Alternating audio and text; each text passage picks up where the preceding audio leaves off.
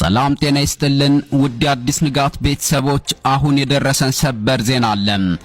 እስራኤል ብዛት ባለው ሃይፐርሶኒክ ሚሳኤል ተመታ፣ ከባድ ጥቃት ተፈጸመባት። በእስራኤል መዲና በቴል አቪቭ የሚገኘው ቤንጉሪዮን ዓለም አቀፍ አውሮፕላን ማረፊያ ፍልስጤም 2 በተሰኘው የሃይፐርሶኒክ ሚሳኤል በተሳካ ሁኔታ ተመቶ ከጥቅም ውጭ መሆኑ ተሰምቷል። ትናንት አርብ እኩለ ቀን ላይና ምሽቱን ከየመን የተተኮሱ ብዛት ያላቸው ፍልስጤም 2 የተሰኙ ሃይፐርሶኒክ ሚሳኤሎች እስራኤልን የደበደቡ ሲሆን የእስራኤሉ መከታ አይረንዶም ስርዓት መከላከል ባለመቻሉ የአሜሪካን ታድ የተሰኘ ስርዓት በመጠቀም ለመከላከል ሙከራ ሲያደርጉ ሙለው አምሽተዋል።